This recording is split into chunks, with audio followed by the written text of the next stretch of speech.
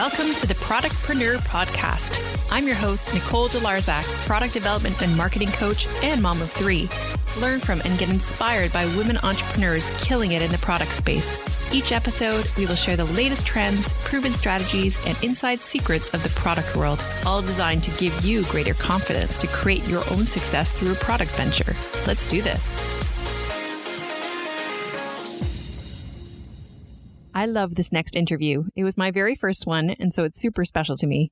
I have to say that the audio is not perfect, and at first, I almost felt like re-recording, but actually I'd rather give it to you as it is, in the raw, true way that we recorded it, just to show you that we all start somewhere. So if you're looking at starting something like launching a product or podcast, don't feel like you have to have it perfect right away. Progress over perfection, better done than perfect is what I always say. I was really inspired by these amazing ladies you're about to hear from. Alicia and Megan Pembleton are sisters and entrepreneurs that are incredibly inspirational with not only their business, but their ability to manage their full-time work, self-care, and family lives. I met them at a mompreneur conference in Toronto, where we were both lining up to chat with the speaker, and I said, hey, you should come on my podcast. And so they did.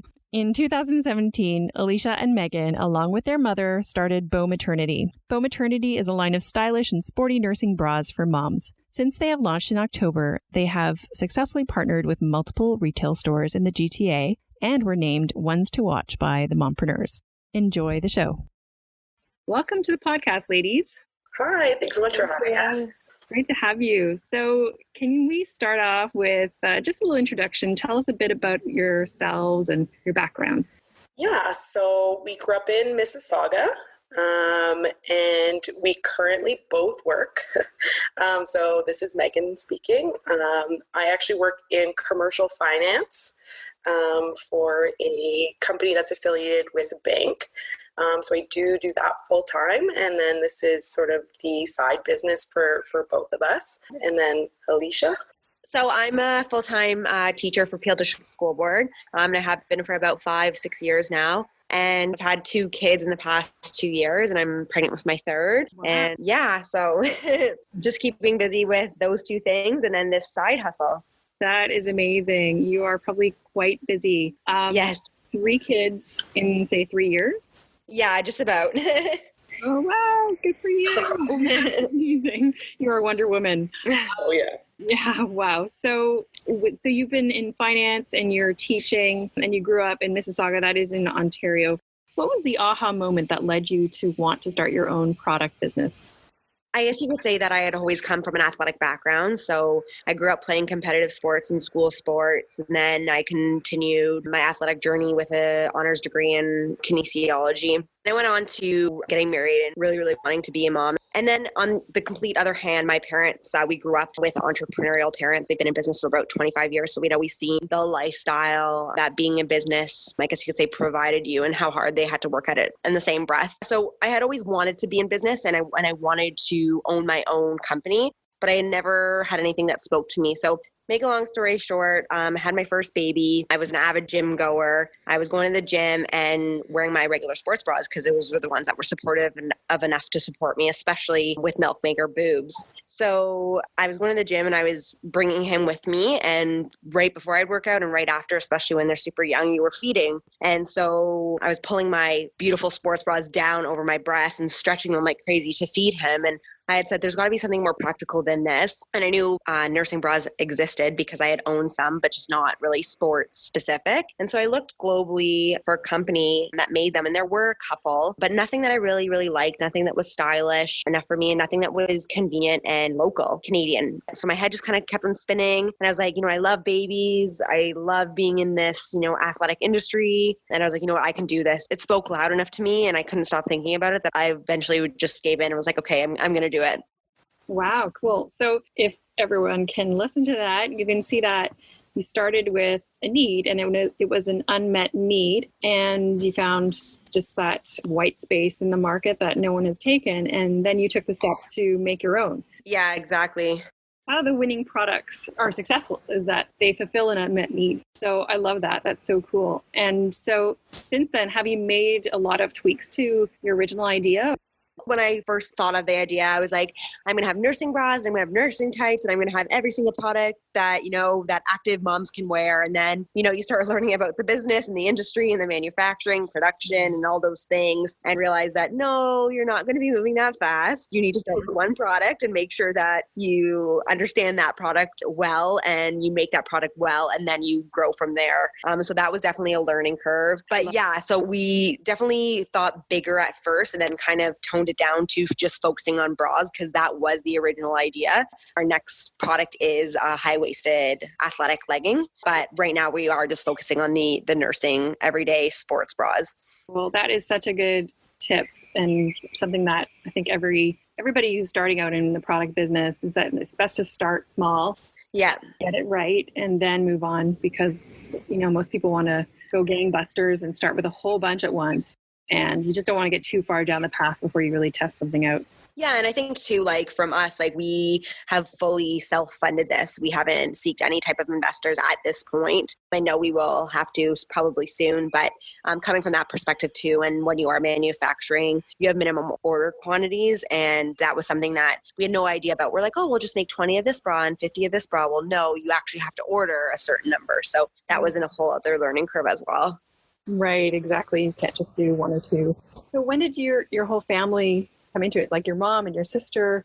So I obviously had my first baby and not necessarily feeling overwhelmed, but busy and learning how to become a mom and be a mom. And I think it was around Christmas time, because my first son was born in November, and I was sitting with my sister around the couch around the holiday season and basically said to her, this is my idea, and is it something that you would be interested in helping me with? And she kind of jumped on board right away. So originally it was me and my sister, so Megan, who's on the podcast with us. And so right away, I knew that I was going to require help. I knew I was going to have more kids, and I knew I was busy, and it's not something that I wanted to venture out by myself. So, and I thought, why not? Who better than family, right? Right. So your mom as well joined.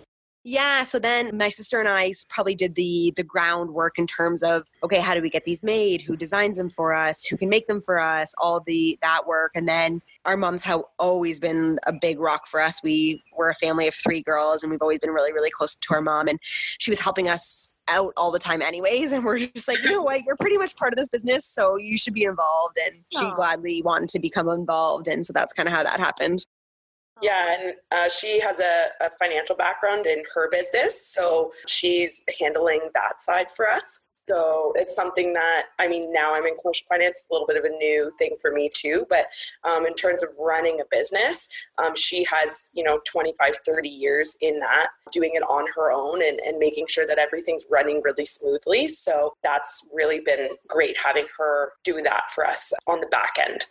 Cool. So what are your roles within the company? So your mom is doing the finance? Yeah. And I'm, I guess I would say sales, a little bit of marketing and, the operational side. And Alicia would be more on the design, creative, full marketing. She's the idea person. And I'm very visual. I was very into, making sure my kids had the cute baby products and things that look good. And I've always had that creative side to me of style background and fashion background. So I definitely, when I saw these nursing sports bras from other companies, I was like, okay, those are great, but we can do better and be more, visually appealing, but also, make women feel good. And during the sensitive 4th trimester period, make women feel excited to put on a piece of clothing instead of, I guess you could say, granny style nursing bras. Yeah, Alicia's definitely the stylish one of the group for sure.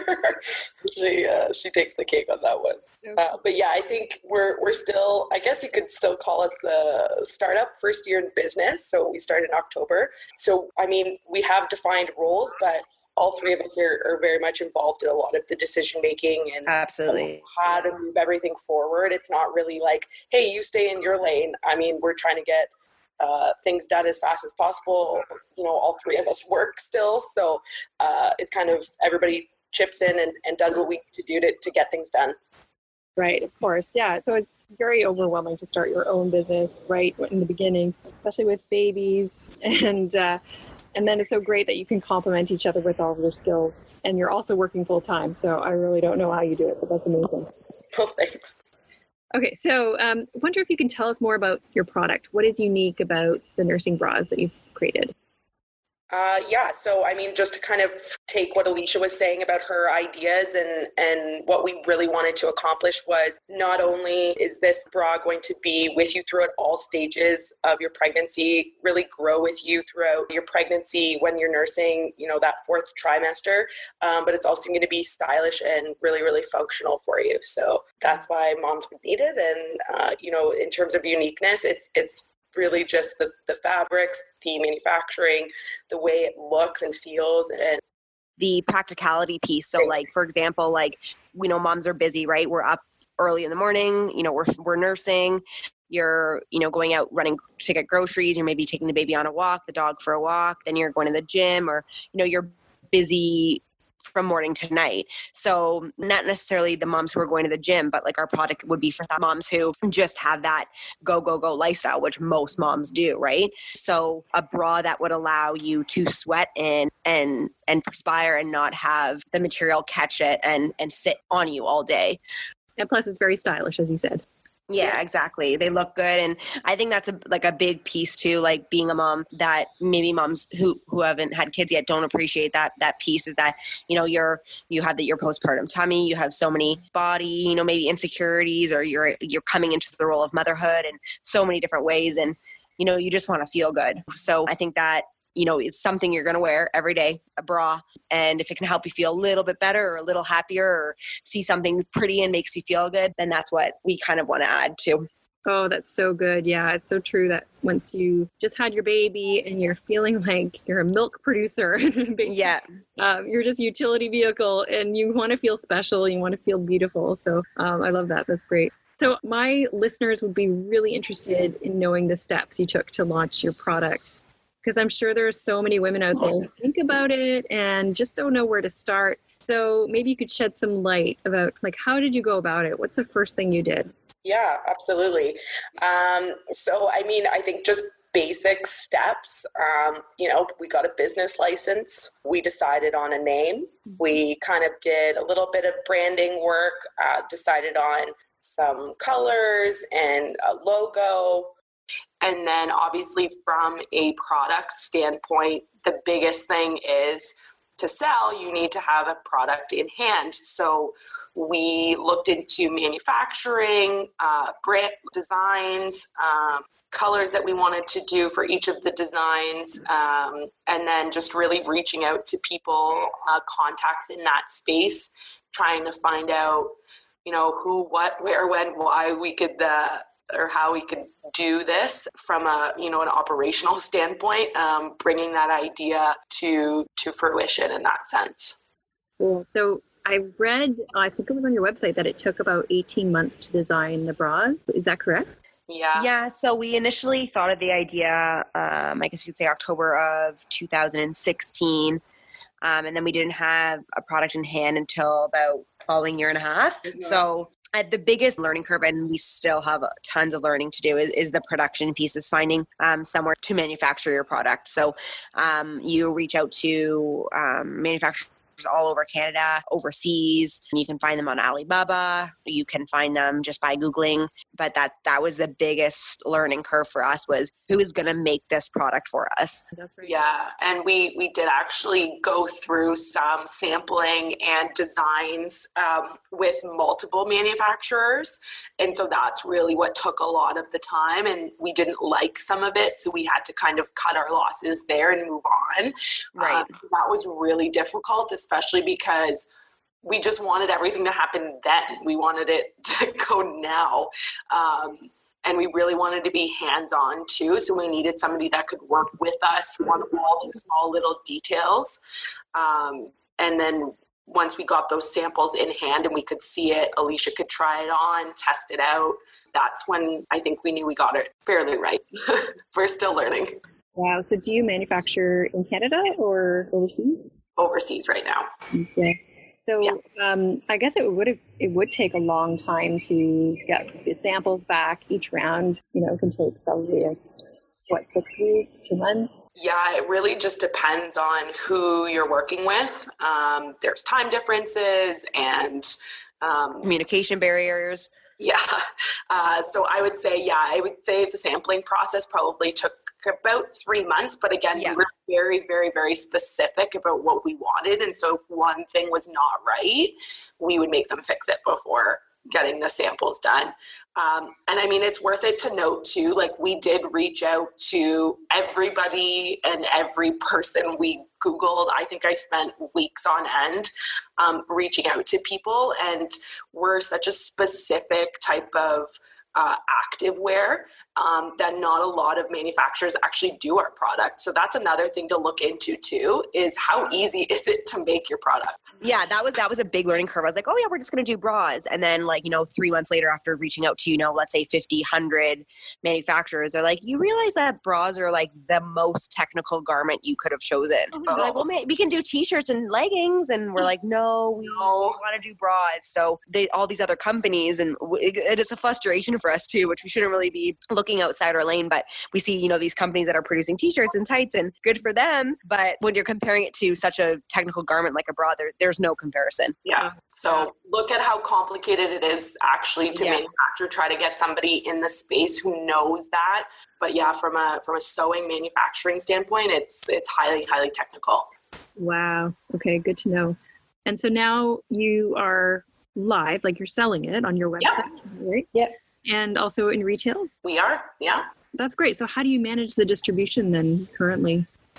It's out of our basement. I love it. Yeah, it's in-house. In-house, yeah. Oh, no, that's awesome. You hear about all those stories, like Sarah Blakely started it out of her house. And yeah, Spanx, right? Spanx, yeah. Yep. Doing orders after work and in the mornings and on weekends, and that's us. Yeah, our mom Karen helps us out a lot with that too. She fulfilling the orders for us. So well, soon enough you'll have your own warehouse. Yeah, we're hoping sooner than later. It's definitely something that we foresee happening in the next year or two with just the demand. Cool, awesome. And so how are you driving awareness and trial of your product right now? That's a great question. We're learning as we go. None of us have really business backgrounds or marketing backgrounds. So we know that social media is a huge, huge driving force. And I think that's the big thing for us right now is brand awareness, right? Nobody can buy from you if they don't even know you exist. And then also, there's all these marketing companies wanting you to invest in them, to work with them. And right now, we don't really have the money. It's not really in our budget. So we're doing basically everything organically. We do everything ourselves. So Facebook, social media, Instagram, social media, just getting out about in the community. We just recently attended the Modern Mom Show in London. We'll probably attend their market again at the Christmas time. We attended the baby show about maybe 8 months ago in the fall. So just really, really being patient, but growing organically, and hopefully, moms are happy with our product and it travels through word of mouth. And then also too, retailers also help huge as well, right? So we partnered with Snugglebugs on one of our products, and we're in talks with them right now to get our bras in with them. But we have a bunch of other retailers, the Over Company and the London Breastfeeding Boutique, that our product is there and available for purchase. So that helps with branding and brand awareness as well. Yeah, for sure, because you're right in people's faces when they're coming there anyway. Mm-hmm. Right. That's very true. But organic growth can be a challenge. So it might be worth it for you to look at different people who can help share your message, and through social media, it's just a fantastic way to do that. Yeah. So what do you wish someone would have told you before you started this business?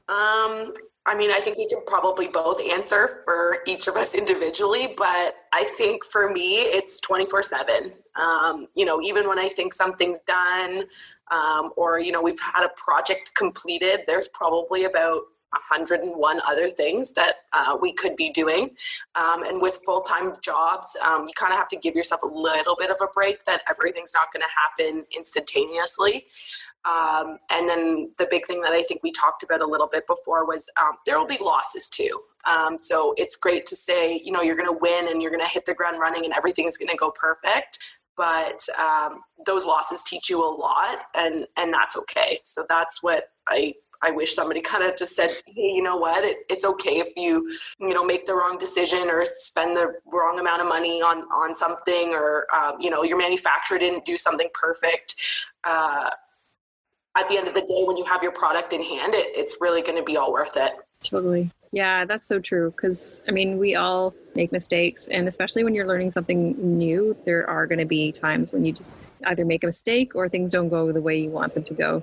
So, and some things are just out of your control as well. So you mentioned that it's 24/7, which is, I can totally relate to that. Having your own business and you're doing a million things. And so how do you find that, that balance with basically having kids and having like a full-time job and also having a business?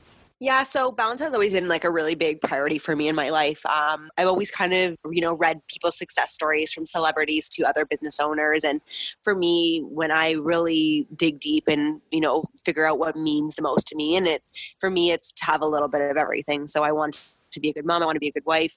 I want to be a good family member. I want to be fit. I want to be healthy. I want to eat well, but not that well. Like still enjoy poutine or whatever, So just that balance in my life has always been really, really important to me. And I think the same thing kind of just carried over into the business world. Like I want to be successful. I want to run a company that helps support moms in such a critical time in their life. But I also realize that I have my own family. I have my own needs as a woman, as a mother, as a person. And I definitely make sure that I'm tending to all of those things. But it's definitely a challenge and it doesn't come easy. And you have to kind of sit back some days and say, okay, I've been doing too much of this, or I haven't been doing enough of that. And, I think we all question ourselves sometimes, am I a good enough teacher? Did I spend enough time with that student? Or, you wish the kids to sleep and then you're like, oh, when they're sleeping, you're like, oh, get up, So it's constantly, I think it's just very important to be mindful of what's going on in your life. And at the end of the day, what's important to you, like your core beliefs, your morals. Yes, totally. And do you have any time management strategies that you use? That's so funny. That's a great question. I've always been a very visual learner. So I've never been the person to have a calendar on their iPhone. I carry around a little date planner with me. So do I. And yeah, so funny. Cool. And I write everything down. So whatever my kids need, I need to buy for them, or if I need to sign them up for swimming, or if this needs to be done in the business. And I'm very much have that gratification when I get to check it off. But I don't know, the time management thing. I think at the end of the day, like I'm a big believer of you make time for what's important for you. So for me, going to the gym 4 times a week is important. I'm pregnant with my third and I'm still going to the gym 4 times a week. So I think I just have that like tough love approach. And if it's important enough to you, you get it done. Yeah. Wow, that's so good. You can learn from that. Yeah, and I totally relate to sort of the mom guilt of feel like you should be doing something, but then you feel like you should be doing something else. It's right. A struggle. Yeah. And that's another big thing that our company is working towards too, is creating community and love and self-care around that piece. And that's another big driving force behind me is like, I'm just like, people will say to me like, oh, like you're doing so well. Like you have 2 kids, you're pregnant, like you're still going to the gym, you're still looking after yourself. I'm like, yeah, of course. Like I matter too. Right. Like I'm not just a mom, right? Like I'm a person too, and I have needs. And I think that we've kind of missed the boat on motherhood on that. So, and my mom has been a big advocate of that too, growing up, having 3 daughters, just being like, girls, it's really important to take care of yourselves. That's definitely a big driving force for me behind the business, is just supporting moms while they become mothers to not stop taking care of themselves.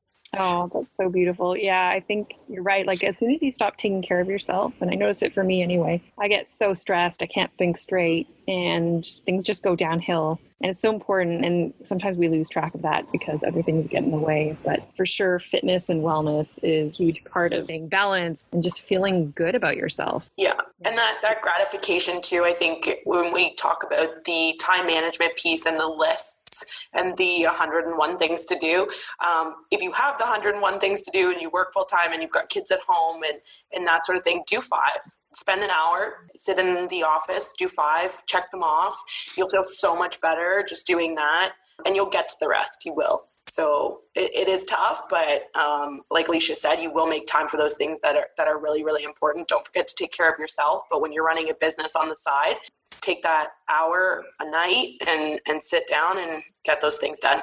And I think too, just one more thing I have to add it. I had heard this quote. It basically said, the more people who love your children, the better. And it kind of always resonated with me. And I need to actually remind myself more of it often. But just the concept of, the childcare provider, we use home daycare, but, if their kids with the daycare, or if your kids are with their grandparents or their aunts or your husband, it's okay. And it's good for them. Right? Like they don't always need you. And when you're away from them, growing, developing, nourishing yourself, that's when you come back and you're the best mom that you can be. So yeah, that's right. You're going to be a better mom if you take the time out. Yeah. And I'd love to brand our company with that is, don't feel guilty for taking time for yourself. And it's not just about going to the gym. It's about reading a book. It's about asking your husband, you need to go to Starbucks and have a coffee and just sit quiet for an hour. It's not just the physical piece. It's the self-love piece of, I need time to be me.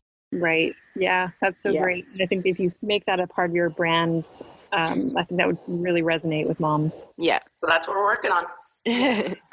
So actually going back to your family business, what are some of the benefits and challenges with being a co-founder and also being in a family business? Yeah, so good question. So I definitely think that there's, growing up too in our family, we don't hold back anything. So there's definitely times where we probably say things to each other that we wouldn't say to our friend, which there's pros and cons to that, right? So there's so much transparency working with your family. Because you're not afraid to say anything. So that's definitely a pro and a con at the same time, because obviously you get personal and then people get hurt, but at the same time, everybody's hurt. So there's that. Meg, do you have anything to add to that? Yeah, no, I would pretty much echo the exact same thing. So yeah, I love that we can really just be honest with each other. But then, we have four women in our family. We have another sister too. But the three of us working together all the time, when you spend that much time with someone and you really want your voice heard, and maybe there might be some things that we don't exactly agree on.